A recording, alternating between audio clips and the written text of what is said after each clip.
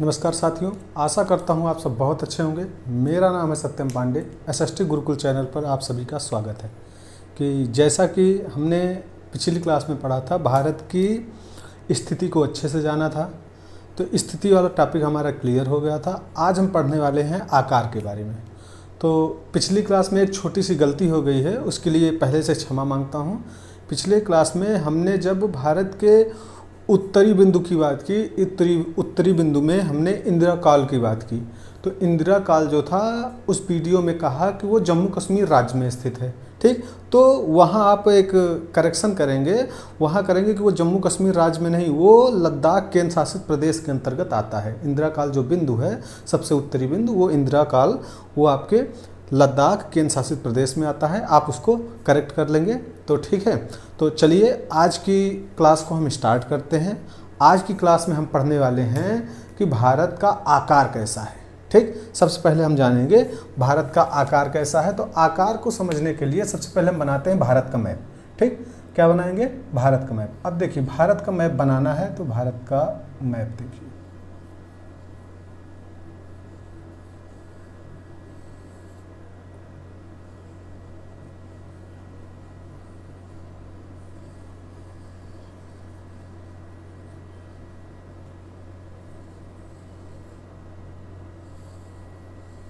चलिए ये हमारा क्या है, ये है हमारा प्यारा भारत। अब ये भारत है, ये दिख तो रहा होगा आपको मैप में, ठीक है, दिख रहा है, स्पष्ट तरीके से आपको दिख रहा होगा ये। अब देखिए ये भारत है, तो भारत के हम आकार की बात करने वाले हैं कि ये इसका आकार कैसा है। ठीक, हमारा आज का टॉपिक होने वाला है आकार। क्या होने वाला है? आकार, कि भारत का आकार कैसा है। तो जब भारत के आकार की हम बात करेंगे तो अगर हम आकार देखें तो सबसे उत्तरी बिंदु ये था आपका, ठीक, और यहाँ था बिंदु ये वाला। अगर हम इन सभी को मिला दें, ये देखिए, अगर हम इनको मिलाएं,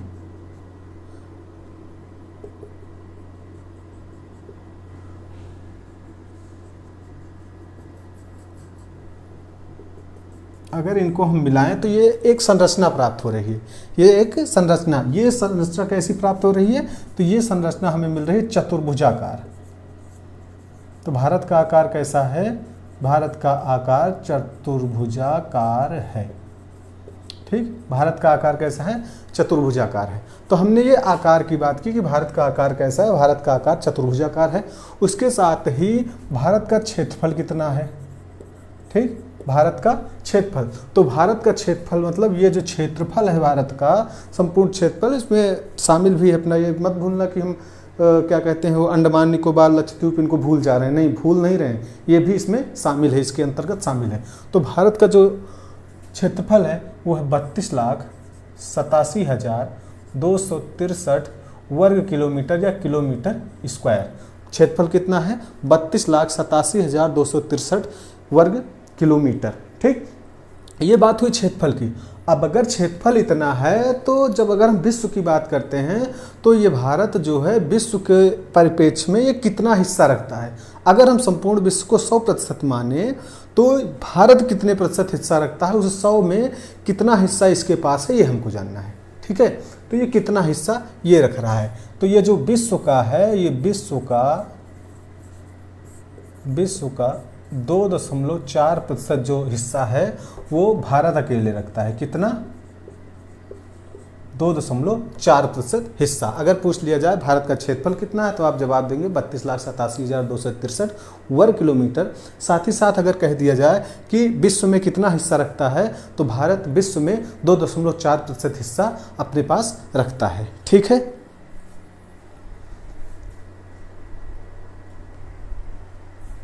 तो विश्व का 2.4% वो हिस्सा अपने पास रख रहा है।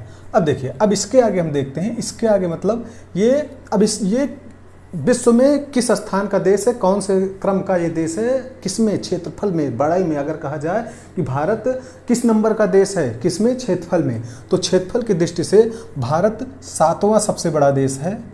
7वां सबसे बड़ा देश है। अब 7वां सबसे बड़ा देश है तो 6 ऐसे अन्य भी देश हैं जो इससे पहले आते हैं, उनको भी हमको जानना है। तो उनमें पहले स्थान पे आता है आपका रूस, फिर कनाडा, उसके बाद चीन, अमेरिका,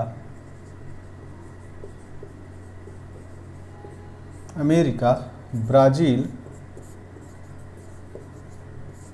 ऑस्ट्रेलिया, उसके बाद फिर आपका आ जाता है भारत।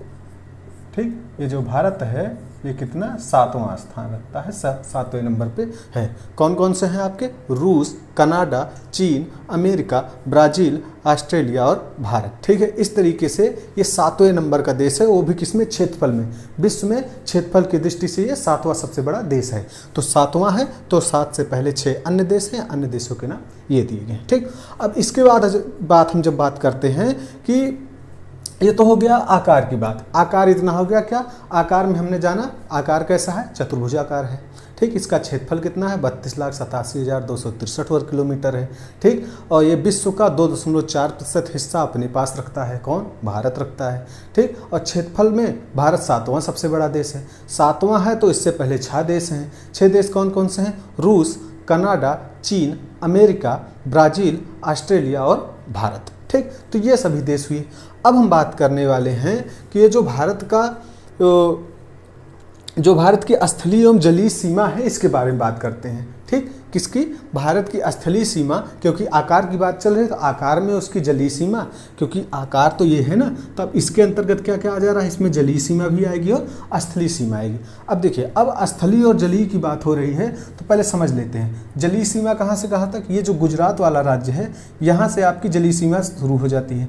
तो यहाँ से ये वाला हिस्सा, ये वाला पूरा, ठीक, यहाँ से यहाँ तक ये जो हिस्सा बनता है ये कहलाता है आपका जलीय सीमा, क्योंकि ये जल के साथ सीमा साझा कर रहा है। ठीक, जल के साथ सीमा साझा कर रहा है। उसके अंतर्गत कौन कौन से हैं? यहाँ देखिए, जलीय सीमा, यहाँ आपका हिंद महासागर है, इस तरफ को हम बंगाल की खाड़ी बोलते हैं, इस तरफ को हम अरब सागर बोलते हैं। ठीक, बंगाल की खाड़ी, अरब सागर, ये पूरा जो हिस्सा बन रहा है इसको हम बोलते हैं हिंद महासागर। ठीक, क्या कहते हैं इसको? हिंद महासागर। अब स्थलीय सीमा की जब हम बात करेंगे तो स्थलीय सीमा ऐसी सीमा जो स्थल के साथ साझा की जाती है। स्थल मतलब जमीन के साथ। ठीक है, ऐसे कौन कौन से देश हैं ऐसे जो सीमा लग रही है ये जमीन के साथ लगेगी, वही क्या हो जाएगी? आपकी स्थलीय सीमा हो जाएगी। अब यहाँ से स्थलीय सीमा प्रारंभ होती है, ये पूरा घूम के यहाँ से यहाँ तक आती है।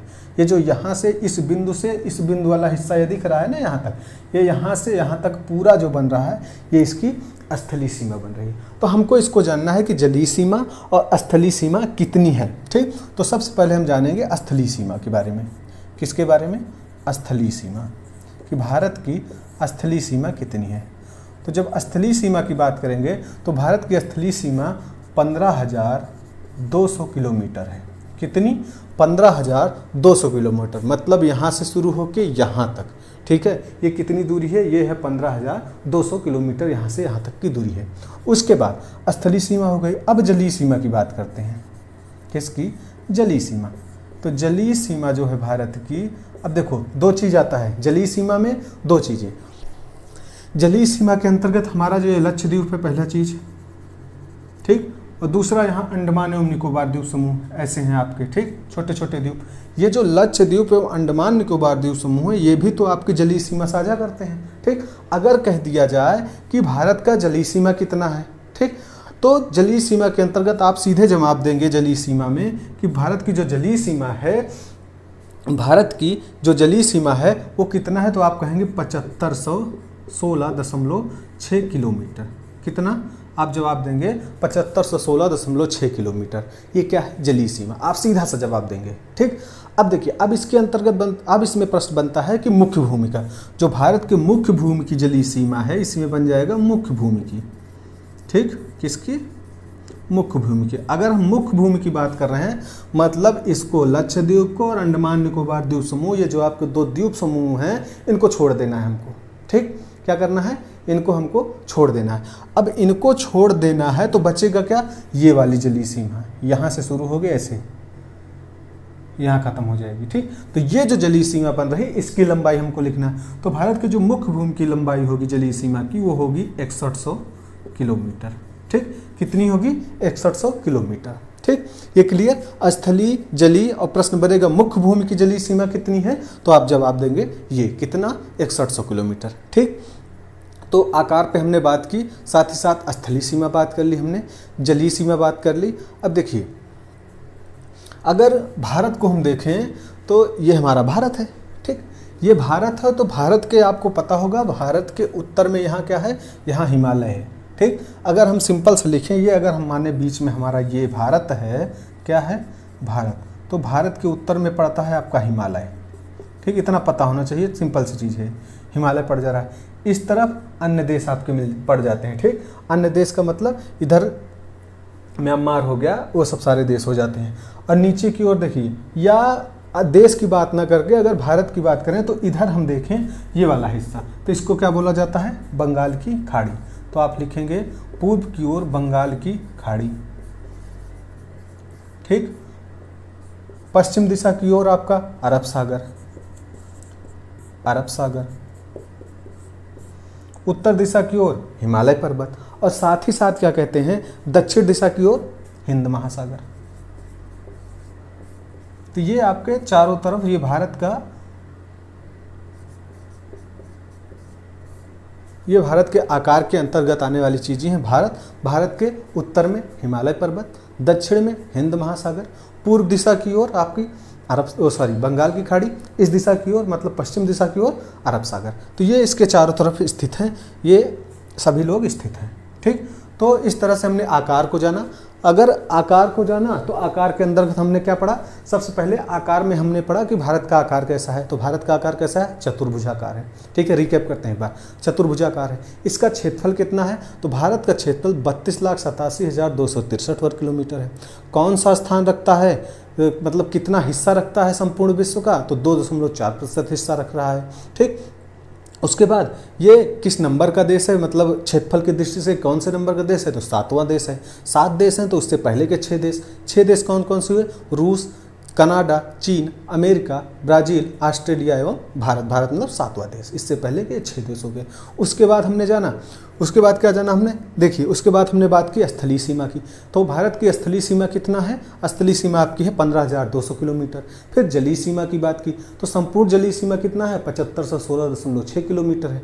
फिर हमने बात की कि मुख्य भूमि की जलीय सीमा कितना है, तो मुख्य भूमि की जलीय सीमा कितनी है, वो आपकी है 6100 किलोमीटर। फिर हमने भारत के आकार की ही बात कर रहा था, तो भारत के आसपास की जो स्थितियां हैं उसकी हमने बात कर ली। तो स्थितियों में उत्तर दिशा की ओर हिमालय पर्वत, दक्षिण में हिंद महासागर, पूर्व दिशा की ओर बंगाल की खाड़ी, पश्चिम दिशा की ओर आपके अरब सागर। तो ये पूरे आकार की हमने बात कर ली। अब हम इसके बाद हम बात करने वाले हैं जो भारत की जो मानक समय रेखा है, मानक समय पे हम बात करने वाले हैं, ठीक है। तो चलिए इसको रफ करते हैं। उससे पहले एक सिंपल सी अगर हम बात करें तो इसी में आप कहीं लिख लीजिएगा कि हमने क्षेत्रफल तो बात कर ली, तो साथ ही साथ इसकी हम जनसंख्या की बात कर लेते हैं। भारत की जनसंख्या, तो भारत की जनसंख्या जो है वो 2011 की जनगणना, क्योंकि नवीनतम वही है 2011, उसके बाद हुई नहीं क्योंकि कोरोना आ गया तो जनगणना हुई नहीं। 10 वर्षों में जनगणना होती है, प्रत्येक 10 वर्षों में। तो 2011 की जनगणना हमारे पास है, तो उसके अनुसार जो भारत की जनसंख्या है वो 141 करोड़, ठीक, या 140 करोड़, आप जो समझ लें, जो वो क्या है वो 140 करोड़ है, ठीक है। जनसंख्या कितनी है, 140 करोड़। अब 140 करोड़ है तो ये विश्व में जो है ना, ये विश्व का दूसरा सबसे बड़ा देश है जनसंख्या की दृष्टि से। जनसंख्या की दृष्टि से दूसरा सबसे बड़ा देश है। तो पहला कौन सा है, तो पहला जनसंख्या की दृष्टि से सबसे बड़ा देश जो है वो आपका क्या कहते हैं, ये चीन है। कौन सा देश है, चीन है, ठीक। चलिए अब इसको हम रफ करते हैं, उसके बाद हम आगे की क्लास को कंटिन्यू करेंगे।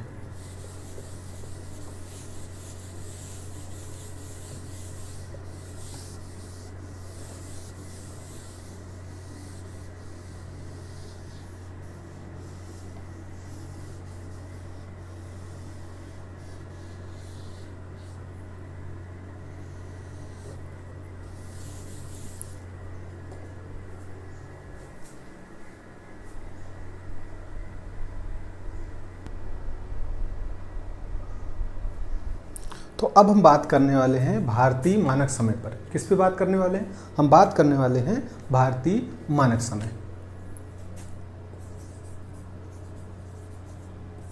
मानक समय, ठीक। अब देखिए जो भारतीय मानक समय है, मानक समय जो है वो स्थित कहाँ है, या कहिए कहाँ से होकर गुजरती है और कितने डिग्री देशांतर को हम भारतीय मानक समय मानते हैं। तो जो 82.5 डिग्री है, 82.3 कहिए या जो भी कहिए, ठीक है, जो 3 डिग्री है उसको हम कहते हैं, ये देखो भाई देशांतर, देशांतर है तो पूर्वी हो जाएगा, पूर्वी देशांतर। जो हमारा 82.5 डिग्री पूर्वी देशांतर है ये भारतीय मानक समय माना गया है। ठीक, ये जो भारतीय मानक समय है ये भारत के कई स्थानों से गुजरता है। ठीक, क्या कितने भारत के कई स्थानों से गुजरता है। जैसे सब जान लेंगे हम प्रयागराज से, प्रयागराज में एक स्थान है वो है नैनी। ठीक है, आप कहेंगे प्रयागराज कहाँ, तो प्रयागराज उत्तर प्रदेश का एक जिला है। ठीक है, तो प्रयागराज के नैनी से, साथ ही साथ मिर्ज़ापुर से, इन सभी स्थानों से क्या है जो भारतीय मानक है, मानक समय है 82.5 डिग्री पूर्वी देशांतर, ये वहाँ से गुजरती हैं ये रेखाएं। ठीक, अब देखिए अब जब भारतीय मानक समय की बात आती है तो ये 82.5 डिग्री को ही क्यों चुना गया। ठीक, 82.5 डिग्री पूर्वी देशांतर को क्यों चुना गया, ये इसके पीछे का एक सिंपल सा कारण था कि जो मानक समय है ना वो 60.5 डिग्री के गुणांक के रूप में या गुणज के रूप में चुना गया, तो भारतीय मानक को यही समय चुन लिया गया। अब भारतीय मानक जो समय है वो ऐसे गुजरती है, यहाँ देखिए मैप में, ये जो है ये आपकी 82.5 डिग्री देशांतर है। ठीक, क्योंकि 68 से यहाँ शुरू होता है, 97 तक यहाँ जाता है, 82.5 डिग्री लगभग यहाँ से गुजरता है। तो ये जो मानक समय है ये अगर हम बात करें तो जो आपका मीन टाइम है ना जो इंग्लैंड में लिया जाता है, तो उससे ये आगे है कि पीछे है, प्रश्न बनता है कि वो उससे आगे है कि पीछे है। तो हम कहेंगे आगे है। आगे है तो कितना आगे है, आगे है तो ये है 5.5 घंटे। ठीक, 5 घंटे 30 मिनट, ये क्या है आगे है। किससे, जो आपका मीन टाइम है उससे 5.5 घंटे आपका जो भारतीय समय है वो मीन टाइम से 5.5 घंटे आगे है। ठीक है, अब देखिए अब आपने कभी गौर किया है कि ये अब यहाँ से गुजर तो रहा है ऐसे, तो ये कितने राज्यों से होकर गुजर रहा है। तो अगर हम बात करेंगे कि कितने राज्यों से गुजर रहा है तो ये भारत के 5 राज्यों से होकर गुजरता है। ठीक, कितने राज्यों से होकर, 5 राज्यों से। 5 राज्यों में सबसे पहले उत्तर प्रदेश, क्या आता है उत्तर प्रदेश, उसके बाद मध्य प्रदेश, ठीक, यूपी एमपी बीच में मध्य प्रदेश, मध्य प्रदेश के बाद ये जाता है छत्तीसगढ़, छत्तीसगढ़, छत्तीसगढ़ के बाद उड़ीसा। ठीक, यहाँ उड़ीसा, उड़ीसा के बाद आंध्र प्रदेश, ये वाला हिस्सा आंध्र प्रदेश। तो भारत के 5 राज्यों से होकर गुजरता है। एक कौन कौन से हैं, उत्तर प्रदेश, मध्य प्रदेश, छत्तीसगढ़, झारखंड, छत्तीसगढ़ के बाद उड़ीसा, उड़ीसा के बाद आंध्र प्रदेश। ठीक, तो ये 5 राज्यों से होकर गुजरता है।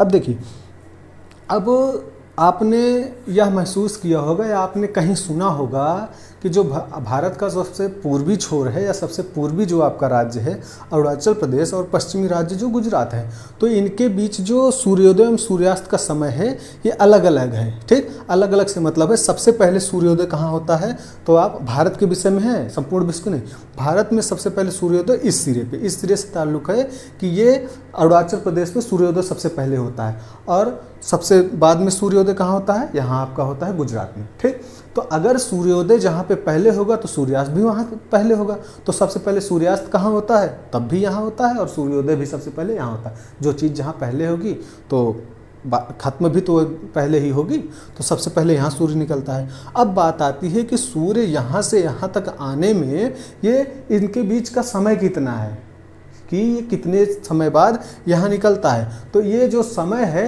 ये इनका अंतर है 2 घंटे का। कितने का, 2 घंटे का। मतलब यहाँ पे अगर हम बात करें गुजरात से 2 घंटे पहले ही अरुणाचल प्रदेश में सूर्योदय हो जाता है। ठीक, अब अगर बात फिर इसी को दूसरे तरीके से कह सकते हैं कि जो गुजरात राज्य है, गुजरात में अरुणाचल प्रदेश से 2 घंटे लेट तक सूर्य रहता है।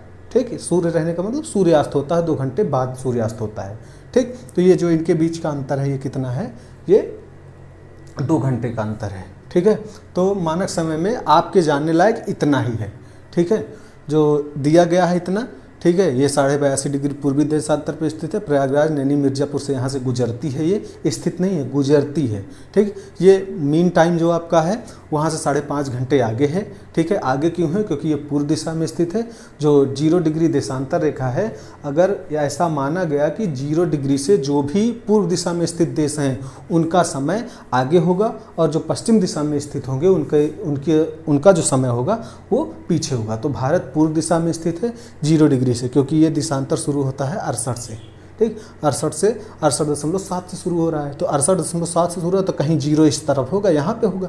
तो 0 से ये पूर्व दिशा की ओर स्थित है, मतलब आगे की ओर है। तो आगे है तो इसका भी समय क्या होगा, वो आगे लिया जाएगा। इसलिए भारतीय मानक समय मीन टाइम से आपका 5.5 घंटे आगे है, ठीक है।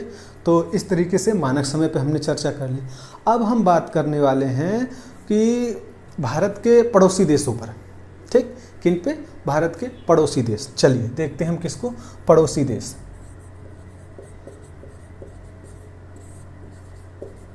भारत के पड़ोसी देश। अब जब हम पड़ोसी देश के बारे में जानेंगे तो सबसे पहले हमको देखना होगा मैप, ठीक, कि मैप हमारा क्या कह रहा है, इसको देखते हैं। मैप में अगर हम देखें तो इसको हम रफ कर रहे हैं भाई, भारत का मैप क्या कहता है। अब मैप से समझिए, पड़ोसी देश का मतलब है, देखिए ये जो मैं बना रहा हूँ, ये जो आपका है ये है पाकिस्तान।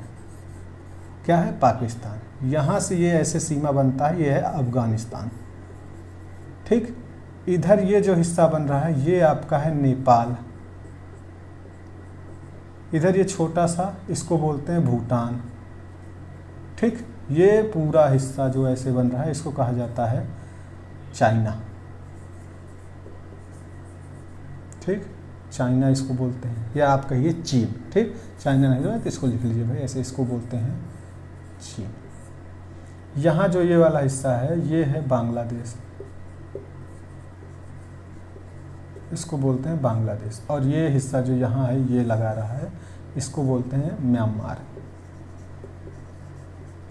ठीक। पहले इसको बर्मा बोला जाता था, ये अब क्या है? म्यांमार। अब ये पड़ोसी देश हैं। यहाँ पे आपका स्थित है मालदीव, क्या बोलते हैं? मालदीव। इधर क्या है? ये आपका यहाँ पे है ऐसे, ये है श्रीलंका। क्या है? श्रीलंका। अब देखिए, अब जब हम पड़ोसी देश की बात कर रहे हैं तो पड़ोसी देशों में हमारे आसपास जो भी स्थित है, जैसे आप अपने घर में रह रहे हैं तो घर में पड़ोसी किसको बोलेंगे? पड़ोसी उसी को तो बोलेंगे जो आपके आसपास रहेगा, ठीक। आसपास कुछ ऐसे लोग हैं जो आपके दाएं साइड, बाईं साइड, या ऊपर नीचे, या समझिए कि आगे पीछे रहते हैं, ठीक। इन्हीं को आप पड़ोसी बोलेंगे। तो ये कुछ ऐसे लोग हैं जो आपके साथ घर से घर मिला होगा, ठीक। घर से घर मिला होगा तो वो भी आपके पड़ोसी हैं। और कुछ ऐसे लोग होंगे कि आपके घर और जो उनका घर है उनके बीच में हो सकता है कि कोई ऐसी चीज़ हो या जलीय सीमा हो जो जल के साथ आपके साथ साझा कर रहे हैं। या समझिए सिंपल सा, मान लीजिए कोई यहाँ आपका घर है, ठीक। यहाँ आपका घर है, आपके पड़ोसी यहाँ है, यहाँ है, यहाँ है। इस तरफ क्या है? यहाँ एक तालाब है। क्या है? तालाब। इधर एक तालाब है और इनका घर यहाँ बना हुआ है भाई, ठीक। तालाब के इस साइड में बना हुआ है। तो ये तो आपके ये स्थल के साथ, मतलब ज़मीन के साथ आपके पड़ोसी बने हैं। लेकिन सामने तालाब है, तालाब से जब इधर आएंगे तो क्या होगा? ये तो जल है, तो जल के बाद ही ये क्या कर रहे हैं? ये आपका ये पड़ोसी हुआ। तो पड़ोसी जो आपके होंगे, पड़ोसी 2 तरीके के होंगे, ठीक। कितने तरीके के? 2 तरीके के। वो कौन कौन से पड़ोसी? एक तो स्थल सीमा साझा करेंगे वो पड़ोसी होंगे, और एक जल सीमा साझा करेंगे वो पड़ोसी होंगे। तो पड़ोसी कितने तरीके के हो जाते हैं? 2 तरीके से, जो एक आपके स्थलीय सीमा साझा करते हैं और दूसरा जलीय सीमा साझा करते हैं। तो सबसे पहले हम जानेंगे स्थलीय सीमा वाले। स्थलीय वाले जो भाई स्थल सीमा साझा कर रहे हैं, तो स्थलीय सीमा साझा करने वाले देशों में जो आपके आते हैं, मैंने वो लिखा है नाम सबका, ठीक। तो सबसे पहले आप लिखेंगे पाकिस्तान। कौन है? पाकिस्तान, ठीक। उसके बाद अफगानिस्तान आता है, यहाँ चीन लिख दिया हमने, चीन। उसके बाद अफगानिस्तान,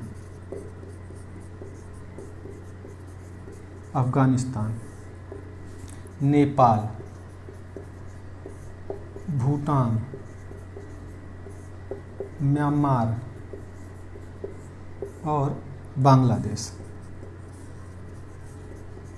ठीक, ये आपके जो हैं, ये आपके 7 पड़ोसी देश हैं। 2, 2, 4, 2, 6, 1, 7 आपके ऐसे पड़ोसी देश हैं जो स्थलीय सीमा साझा करते हैं। ठीक, कौन कौन से आपको नाम लिख दिया गया है। उसके बाद देखिए, अब जो ये देश आपके साथ सीमा बना रहे हैं, तो इनमें सीमा ऐसे भी देश हैं जो सबसे ज़्यादा सीमा साझा कर रहे हैं और ऐसे भी देश हैं जो सबसे छोटी बाउंड्री से आपके साथ साझा कर रहे हैं। तो सबसे ज़्यादा सीमा कौन साझा कर रहा है, तो सबसे ज़्यादा आपका ये जो बांग्लादेश है सबसे ज़्यादा सीमा साझा करता है। अगर बात करें कि भारत का ऐसा कौन सा पड़ोसी देश है जो सबसे ज़्यादा सीमा साझा करता है, तो सबसे ज़्यादा सीमा कौन साझा करता है, बांग्लादेश। और सबसे कम सीमा कौन साझा करता है, वो करता है अफगानिस्तान। ये ठीक है, ये छोटी बाउंड्री दिख रही है, ये 106 कुछ किलोमीटर की है। ठीक, आप सिंपल से याद करेंगे, अगर याद करना है तो 106 किलोमीटर। ठीक, ये सबसे छोटी सीमा साझा करता है और ये सबसे ज़्यादा, बांग्लादेश और अफगानिस्तान दो नाम आप याद रख लेंगे। अब देखिए, अब हम तो पड़ोसी देशों को 2 तरीके से समझे थे। ठीक, एक स्थल सीमा, एक जल सीमा। स्थल सीमा वाले ये हो गए। अब जल सीमा की जब बात करेंगे, मतलब जलीय सीमा वाले,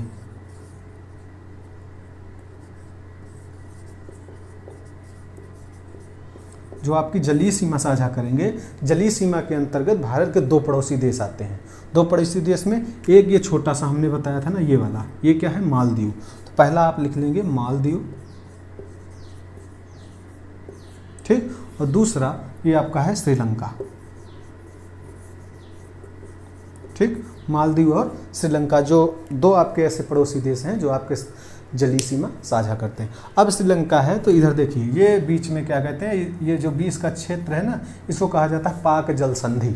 ठीक, यही क्या स्थित है, इसको कहा जाता है पाक जल संधि। किस संधि द्वारा अलग होता है, अगर प्रश्न बन जाए कि भारत और श्रीलंका के बीच कौन सी जल संधि है, तो आप कहेंगे पाक जल संधि। और पाक का मतलब पाकिस्तान जल संधि नहीं है कि इसको यहाँ कहीं जोड़ेंगे, नहीं, पाक जल संधि यहाँ है। और कौन सी खाड़ी द्वारा अलग होता है, तो मन्नार की खाड़ी, यहाँ पे मन्नार की खाड़ी भी स्थित है भारत और श्रीलंका के बीच। ठीक है, इतना आप समझ गए होंगे। इतना बेसिक सी चीज़ आप जानते होंगे। भारत विश्व की बात करें तो भारत किस महाद्वीप में स्थित है। ठीक, तो आप कौन सा नाम लेंगे, एशिया। भारत कौन से महाद्वीप में स्थित है, भारत एशिया महाद्वीप में स्थित है। एशिया महाद्वीप सबसे बड़ा महाद्वीप है, आपको ये भी पता होना चाहिए।